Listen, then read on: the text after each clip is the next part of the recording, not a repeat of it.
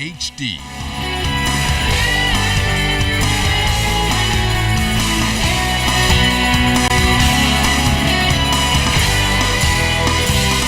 ZNS Network presents The Bahamas Tonight. This portion of the news brought to you by BTC Every Day. Education officials confirming cases of a contagious skin infection at a public high school. Good evening, everyone. I'm Charisma Robinson. And I'm Clint Watson. Authorities confirming those reported 5 cases of scabies at the D.W. Davis Junior High School. The Director of Education telling ZNS News this morning that measures are in effect, which includes treatment and sanitation of the entire school. Yes, Carla Palmer reports on the extent to which officials took to ensure the level of safety for the more than 900 faculty and students. Once scabies was confirmed here at D.W. Davis Junior High School, the facility was immediately ordered closed by the Ministry of Education, and today it remains closed. We've called in the folks from the Public Hospitals Authority, the professionals there, to deal with the kids who have contracted, and they've been treating them since Friday. Yesterday, when they came back, Public Hospitals Authority to check for other persons who may have had contact with these persons. We're doing the treatment on those persons who may have had contact, not necessarily contracted the disease, and all the other school personnel, including students. We're also seeking to ensure that the entire building is sanitized. So we called in a local sanitation company to do the extermination and sanitation of the school. It started yesterday afternoon, and they're supposed to be complete today. And so we're doing the interior of the school and the exterior of the entire school, including the gymnasium. Sands says he's extremely pleased with the response by the Public Hospitals Authority personnel and is confident that all those affected will be cured and the problem contained.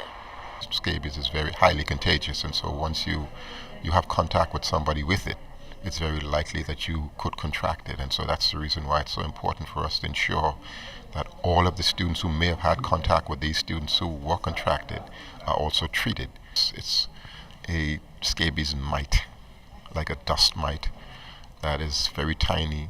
It burrows itself in the skin of the person who's contracted it, and it's very uncomfortable.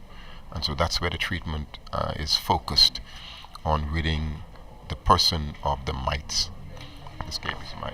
Did they say how long this treatment would last? No, it's a one-time treatment, and so once that happens, once they apply the treatment, it kills the mites. Now the only challenge we're faced with is hopefully the homes where the kids came from. They're also given some treatment, some sanitation, so that there's no reinfection of the students. And so we're ensuring that those persons who have contracted, that the homes have also been dealt with. School here at D.W. Davis is expected to reopen on Wednesday. Carla Palmer, ZNS Network News.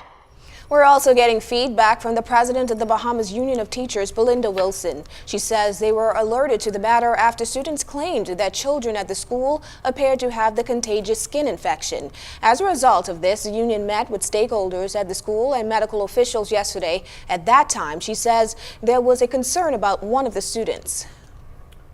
Well, with an outbreak of measles now taking place in the United States, the Director of Education, Lionel Sands, also laid fears at that disease showing up here in the Bahamas. The truth about it is we have a very high rate of persons in our schools that are immunized against measles. Of course, you know that one of the requirements for entering school is to ensure that every child has had all of their shots, their booster shots, the measles shots. And so once that is not done, the child is not registered until that is done. And so that's why it's, we don't have this high outbreak in the Bahamas, because we're very good at that.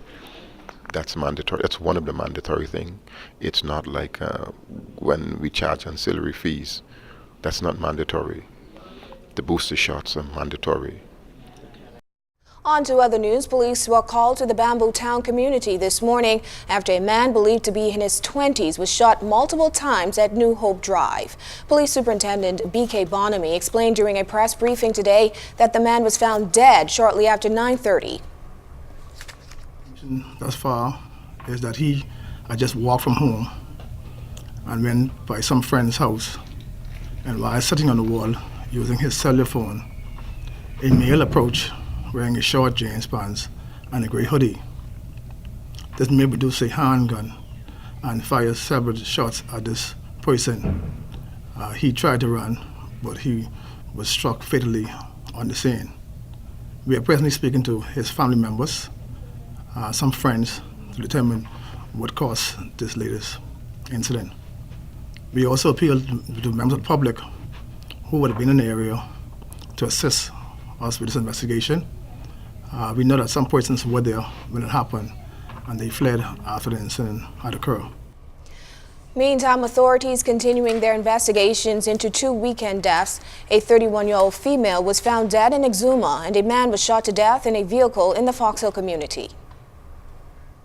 We still have our investigators on the ground in Exuma, along with the suspect, and that they should be traveling to the capital either this afternoon or first thing in the morning, where we'll do our consultation in regards to the filing of criminal charges.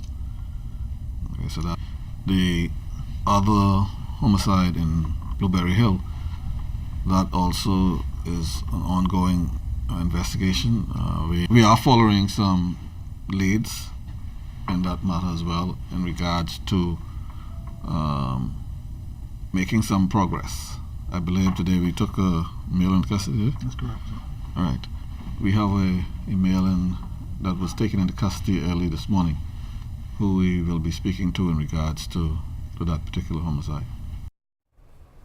From the courts, testimony continued today in the murder and armed robbery trial of David Roll, Leonardo Wright, and Wade Roll. The defendants are accused of killing Bertha's Go-Go Ribs employee Nelson Samuel Goodman back in September of 2009. Prosecutors contend that they robbed Goodman of $200 and then shot him as he left the takeaway after closing up. A police officer testified during the proceedings that when he arrived at Bertha's Go-Go Ribs, he saw a young male lying next to a van in a pool of blood. In the midst of his testimony, however, the defense raised a legal issue, and as a result, Justice Vera Watkins excused the jury until Friday to allow legal discussions to take place. Passengers can expect more efficient service at Lynden Pinland International Airport. We'll explain in a moment. It's been 1 month since the implementation of value-added tax, and ZNS News will take a look at the impact of VAT on charitable organizations. We talked to officials from 3 local organizations about their work in the post-VAT era. Be sure to join me, Jimenita Swain, on Monday as we begin a 3-part series on those charity groups which help the less fortunate. This segment of the news is brought to you by Shell Quality Fuels.